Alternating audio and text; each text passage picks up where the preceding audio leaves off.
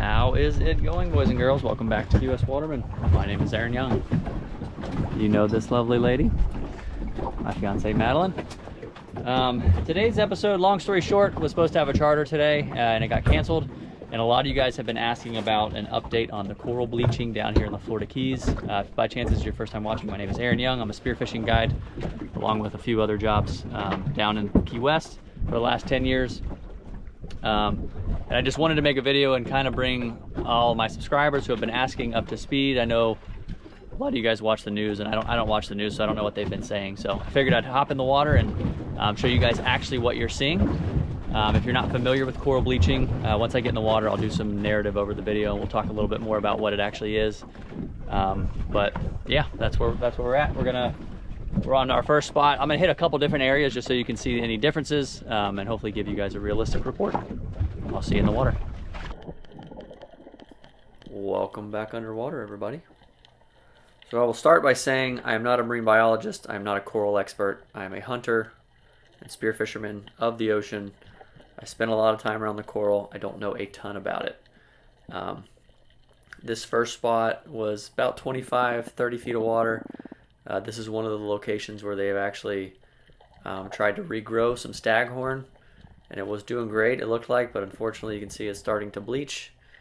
And in on the next spot, I'll talk a little bit more about bleaching. Again, I'm not an expert, but I'll share the thoughts that I do know. But this is our first spot, and complete transparency, I somehow managed to delete my entire SD card on the actual day of, so I had to come out a couple days later and refilm this, and the water was quite a bit dirtier than it was the first day, but this was our first site. Alright, so our first spot was about, I think it was 26 or 27 feet if I remember correctly. We're going to move a little shallower.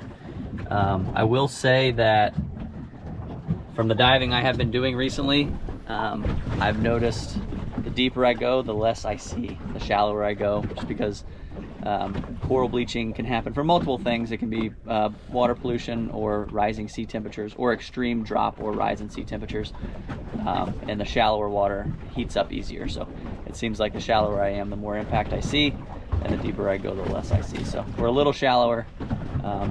It seems like outside of 40 feet or so I haven't seen much impact at all, but we're gonna hop in here. It's about 15 to 20 feet. Check it out. So as I said, we moved in a bit shallower, anywhere from 20 to, I think it came all the way up to probably 12, 14 feet. You can see quite a bit of the bleaching. You can see some of the corals are still that brown greenish color in some areas, but you can see a lot of the white shining through. And I will try to explain my understanding of coral bleaching. If you'd like an expert opinion on it, go to the Google machine, see what you can find. But from my understanding, coral bleaching is when there's an extreme rise or drop in sea temperatures or pollution. The coral itself has algae that lives on it. It's a symbiotic relationship. This algae is called, I'm going to butcher this, I think it's zooxanthellae, something like that.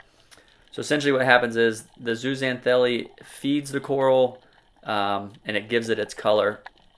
When you have an extreme situation like the sea temperatures rising, that algae, the zooxanthellae, abandons the coral. So the bleaching doesn't necessarily mean the coral is dead, but it means that the algae, the protective layer, whatever you want to call it, has left the coral, leaving the coral more prone to starvation, disease, and just obviously dying. So, but from my understanding, the white coral does not mean the coral is necessarily dead, but it does mean the coral is exposed and more vulnerable. So, but again, not an expert. That's my understanding of it. Do some Googling if you would like. So I'm not going to say that it's all behind us, but the temperatures actually have cooled down a little bit. I know in the middle of July, end of July, and even the very beginning of August, out on the reef, I was seeing temperatures 91, 92, 93 in some areas. And since then, we've actually had quite a bit of rain and a little bit of wind. So the reef is back down to 88, 89 in my area. I can't comment on the rest of the Keys. I'm out of Key West.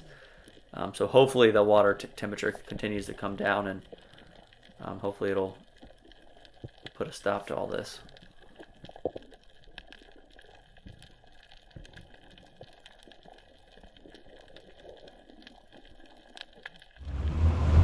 Alright, so we've hit a couple spots showing you some different bottom. I've done 15 to 20, 25-ish to 30. I did actually one quick spot in like 60.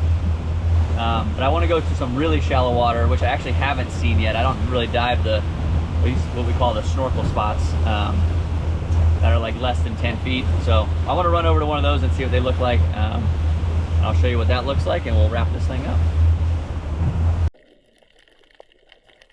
So this spot is really shallow. I'm on the surface and I'm filming. You can see how close I am. It's maybe 5 or 6 feet and quite a bit more impact. You can see how much of the coral is actually white here.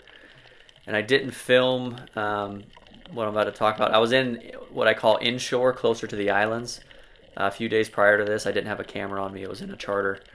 We were in about 6 feet of water, and closer to shore, there's not as much flow and tide. So the water was still really, really hot. It was about 93, 94. And in there was, unfortunately, nothing wasn't white. Every piece of coral that you saw was completely bleached, solid white. So again, really sad to see. Hopefully, we get some more rain and wind and just some fresh current from that Gulf Stream coming through. It really flushes it out and helps. Normally the Gulf Stream is the warmer water. Right now, it's the cooler water, and it's actually helping when it does come in onto the reef. But that is about all I have. Again, you want expert opinions, get on the Google machine and see what you find there. Hopefully I don't know, the word enjoy sounds kind of sad here, but hopefully you learned something and found this update useful. That is all I have. Alrighty, that is all we have. Again, I don't know if I said it, I am not a marine biologist, I'm not a coral expert. So take these videos for what they're worth. I just wanted to give you guys an update. What's today? Friday, August 4th. Friday, August 4th. So this is a live update of the coral bleaching situation in Key West, Friday, August 4th. But if by chance this is your first time to the channel, be sure to check out some of the other videos. We've lived down here for quite some time. We have a lot of fun, a lot of spearfishing and fishing, and just the island life in general. But I will see you guys on the next one. Later.